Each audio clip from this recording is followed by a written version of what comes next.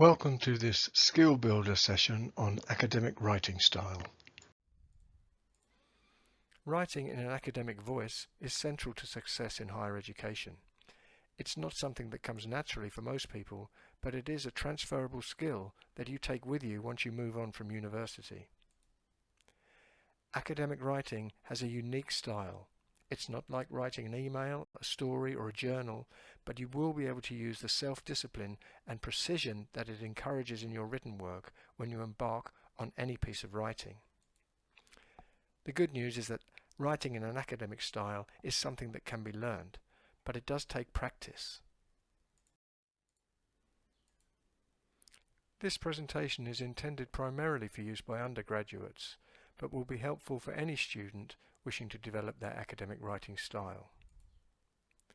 The slides will outline some of the key features of academic writing. The presentation will give you some strategies to use in your own written work. At the end, there are some exercises that will allow you to identify some of the common characteristics in academic writing.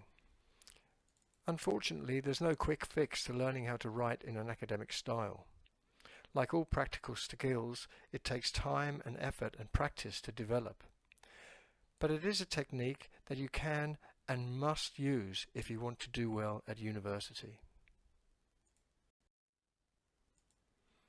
So, like all good academics, let's firstly define the terms that we'll be using during this presentation. When we use the term academic, we mean writing which is intended for submission to an educational institution, especially for higher education. When we refer to style, we mean a particular type with a definite form and given appearance.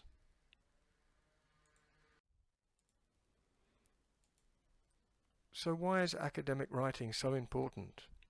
Well, our written work is one of the most common formats by which we are judged on most courses worldwide. Our understanding of course content is reflected by a range of factors: attendance at lectures, contributions to seminars, but it is for the most part our writing that is the key determinant in our success in higher education.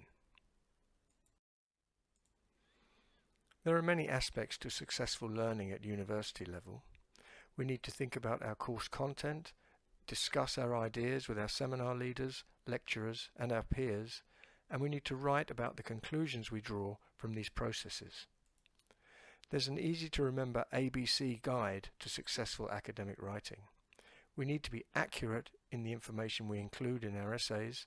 This helps us to develop a culture of precision, both in our note-taking and in our written work.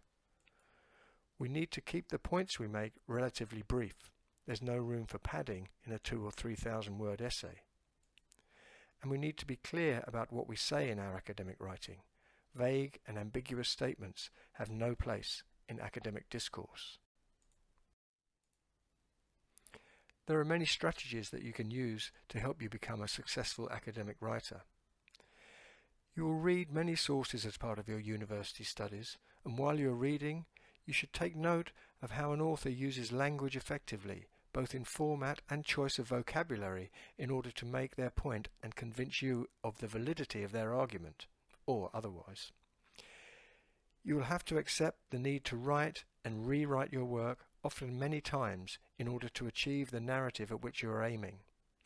No high-marking essay was ever written in one straight take, and thinking you can get a successful submission through simply doing an all-nighter is highly unlikely. Also, you need to nurture your interest in language, taking note of new vocabulary and cultivating a fearlessness in using new and sometimes difficult to pronounce words. They may feel awkward at first, but eventually they will form the basis of a precision in meaning and clarity that is central to academic style. There are some key strategies you can implement to help you write in an academic voice. Firstly, keep your writing relevant. You need to make sure that what you are writing is aimed at answering the question you are addressing. There's no need for padding out answers and no room for unnecessary waffle. Secondly, make sure your writing is well organized. That's to say that it follows a coherent structure so that the points you raise or the arguments that you're developing are easily understandable for your reader. Thirdly, you should follow the necessary academic conventions needed for this specific genre. Keep the details of your writing accurate, reference appropriately, paraphrase where necessary, and to ensure your final paper follows an acceptable structure of introduction, main section and conclusion, stick to the conventions outlined in this presentation. You can refer to other SLAS video tutorials on this site if you'd like additional guidance in any of these areas. Your academic writing should adopt a formal tone. Don't be tempted to make such extensive use of your thesaurus that you lose your reader. You want to avoid sounding highfalutin or pretentious. Your aim is to write in a natural voice that allows your reader to follow your argument without having to interpret what you have written.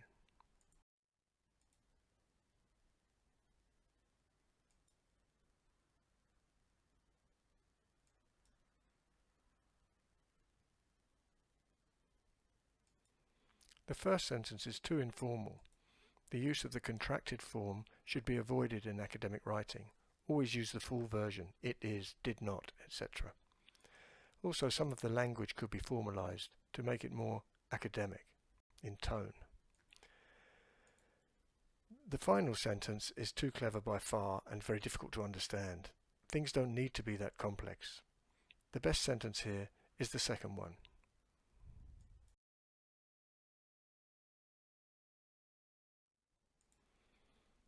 Academic writing is about precision. Provide details that are specific and try to avoid vague, unsupported statements. A huge number of students, hardly anyone, many people. All these terms can be interpreted in a wide variety of ways. Don't be tempted to make your writing overcomplicated. Formality is about clarity, not complexity. Provide your reader with details, but aim for an ease of understanding.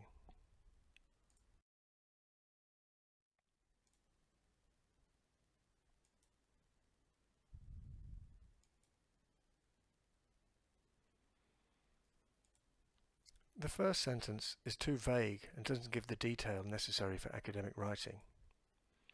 The second one contains a little more detail, but probably needs to be expanded a bit more to fully explain the point you're making, and a reference should be added too.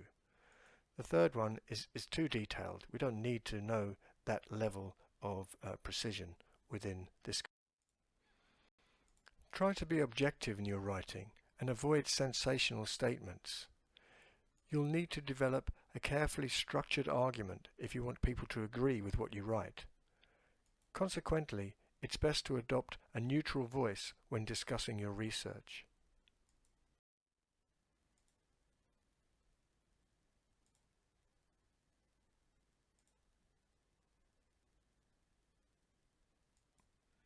Here, the first sentence is a little too emotive. It would be better to nurture a more objective voice. The third statement is more objective, but does it need to be so complex?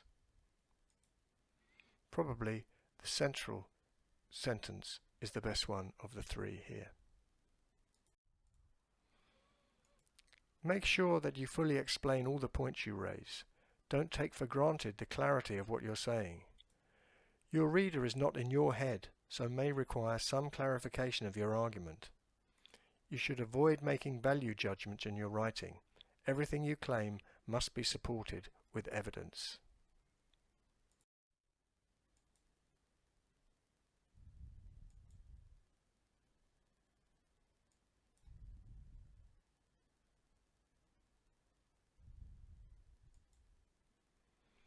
The first sentence here is somewhat equivocal and vague. Saying there are quite a few reasons is not very clear. The next one is more explicit. It outlines the reasons. It's clearer what the writer is trying to say. The third one is both explicit and more argumentative, so maybe you would use that one if you were trying to make a point more forcefully. Using signposting in your writing helps guide your reader and will make it easier for them to stay with your narrative. It also means you can clearly show the sources of your material and consolidates the points you're making. If you would like some guidance on this, visit the Manchester Phrase Bank site by clicking the link below.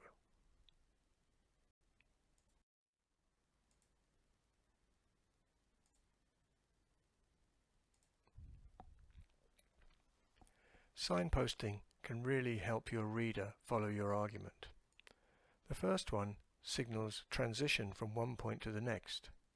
The middle sentence attributes the information and says where the argument is coming from. And the third one starts to unpack the argument and give the reader an idea of the direction and the content of the essay.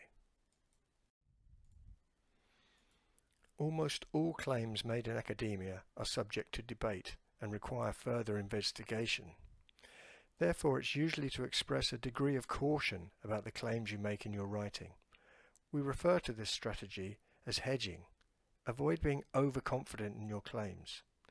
Equally, you don't want to appear so cautious that your writing lacks any sense of conviction. In most cases, academic investigation will always benefit from further research.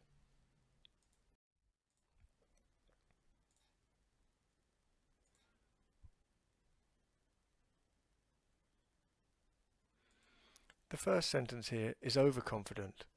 Terms like proof should really be saved for scientific experimentation, not academic debate. The third sentence is overcautious, and so it lacks conviction and doesn't really make the argument clear for the reader. The best one is the central sentence, which is clear and easy to understand.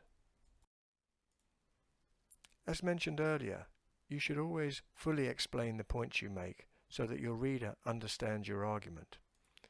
It also shows your reader that you understand the argument that you are making and helps you avoid submitting work which contain soundbite style quotations that leave everyone guessing at their meaning.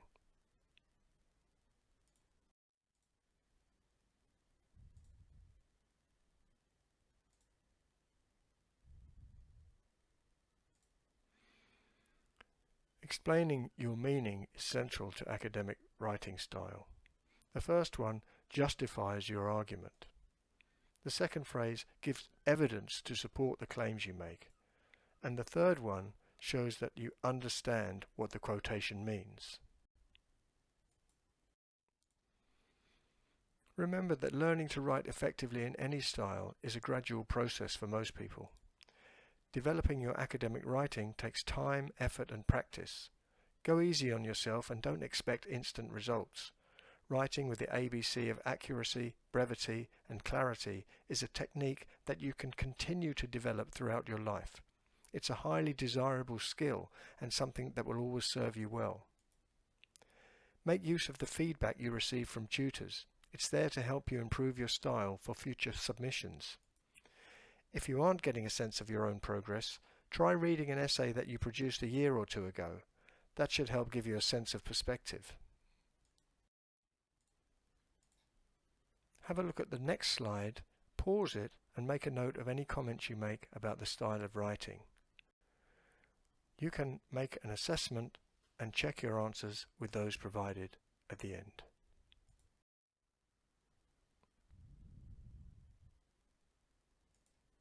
Here we have inconsistent use of capital letters, unnecessary commas which make the writing hesitant, 80 written as a word instead of a number, and percent which should be used as a percentage sign only in scientific papers, otherwise write percent. There's an informal contraction which should be avoided, and this forms part of a run-on sentence. Here is the misuse of an apostrophe, not necessary in a plural. These two sentences probably would be better linked with a semicolon, and you should avoid beginning sentences with numbers. Finally, whole numbers of 10 or less should be written as words. If you'd like further help, you can refer to one of the study guides produced by SAS by clicking on this link. You can also use the same link if you'd like to book a one-to-one appointment to speak with one of the team of our advisors.